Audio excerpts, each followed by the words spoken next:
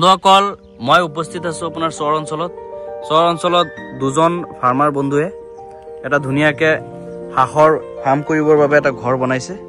তো এই ঘৰটো তেওঁলোকে কিমান টকা খৰচ কৰি বনালে, কেনেকৈ বনালে, এই বিষয়ে 2-4 কথা আজিৰ ভিডিঅ'টোত আপোনালোকৰ আগত দাঙি ধৰিবলৈ চেষ্টা কৰিম। যদি আপোনালোকে এই বিষয়ে জানিব খোজে তেনেহ'লে মোৰ যিটো ভিডিঅ' এই ভিডিঅ' প্ৰথম অৱস্থাৰ পৰা শেষলৈ অলপ চাই থাকক।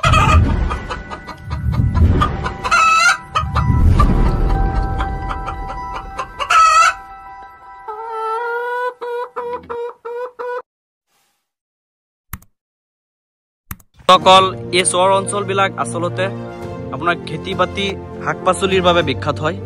তো এই জেগাত আপোনাৰ দুজন ফাৰ্মাৰ বন্ধুৱে ধুনীয়াকৈ হাঁহৰ ফাৰ্ম কৰিব বুলি এই ঘৰটো বনাই তুলিছে। বন্ধুসকল সিফালে চাই আছে এটা আপোনাৰ নদীৰ নিচিনা জেগা। এই জেগাত তেওঁলোকে হাঁহ পুহিব, ফ্ৰী ৰেঞ্জত হাঁহ পুহিব বুলি ভাবি এই ঘৰটো বনাইছে। চাই আছেনে কিমান ধুনীয়া। এই ঘৰটোত তেখেতৰ কিমান টকা খৰচ হ'ল ক'বলৈ গ'লে, এই যিটো ঘৰ দেখা পাই আছে এই ঘৰটোত তেওঁ জনোৱা মতে টোটেল 21,000 টকা খৰচ হৈছে। এই ঘৰটো আপোনাৰ 40 ফুট দীঘল আৰু আপোনাৰ 14 ফুট বহল। এই ঘৰটোত তেওঁলোকে 800 যিটো লোকেল হাঁহ আছে, অৰিজিনেল লোকেল পাতি হাঁহ আছে, এই পাতি হাঁহ দি ফাৰ্ম কৰিব বুলি ভাবিছে। বন্ধুসকল এই ফাৰ্মটো অনলি ব্ৰিডিঙৰ বাবে তেওঁলোকে বনাইছে। চাইছেন কিমান ধুনীয়া ফাৰ্ম। তো আজিৰ ডেটত তেওঁলোকে ব্ৰিডিংটো বনাই ষ্টাৰ্ট কৰিছে, কাৰণ কাইলৈ পৰহি ইয়াত পোৱালি আহিব। তো পোৱালি অহাৰ আগতে যিবিলাক কৰণীয় বস্তু থাকে সেইবিলাক তেওঁলোকে কৰিছে আৰু তেওঁলোকে মোক মাতিছে যে কিবা ভুল আছে নেকি, এনেকৈ ৰাখিব পাৰিম নে নোৱাৰিম, কি কি কৰিব লাগে।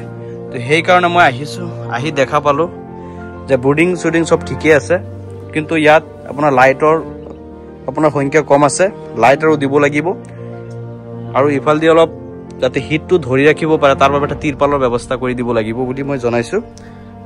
তো বাকী আপোনাৰ ঠিক ঠাকেই আছে।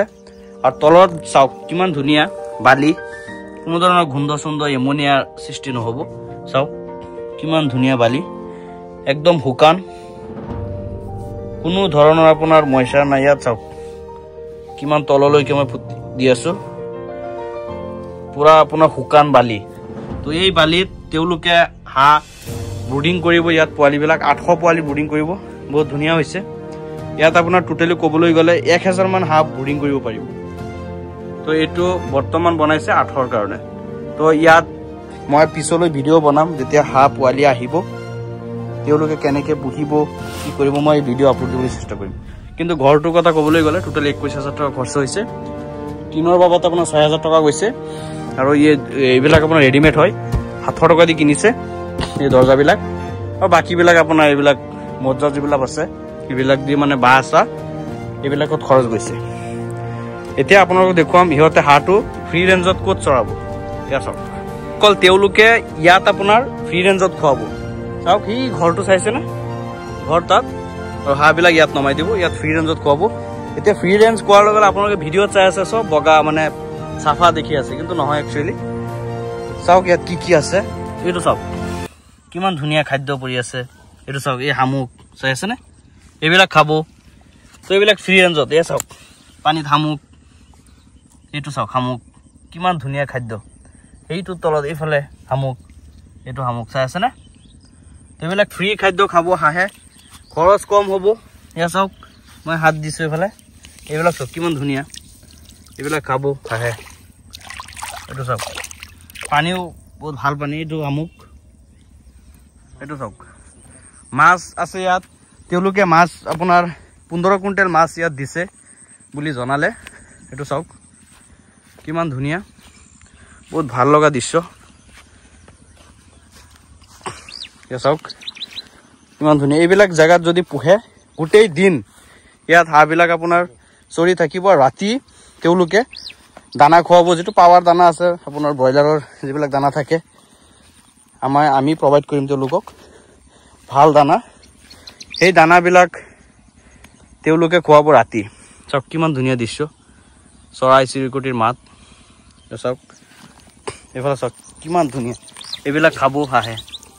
চাওক চব আপোনাৰ শামুক, চাওক চব শামুক আছেনে শামুক আছে মাছ আছে এইটো চাওক এয়া চাওক সৰু সুৰা মাছ তো যদি আপোনালোকৰ জেগাত তেনেকুৱা আপোনাৰ চৰ চাপৰি পৰি আছে এইটো ইউটিলাইজ কৰিব পাৰে বহুত ধুনীয়া এইটো চাওক হাঁহবিলাক তাত আপোনাৰ এনেকুৱা নহয় যে বেছি ৰ'দ উঠিলে হাঁহ ক'ত যাব এইটো চাওক সেইফালে যিবিলাক জেগা দেখা পাই আছে এইবিলাক আপোনাৰ হাঁহবিলাক আপোনাৰ ৰেষ্ট ল'ব পাৰিব চাহ পৰিব তাত চাওক কিমান ধুনীয়া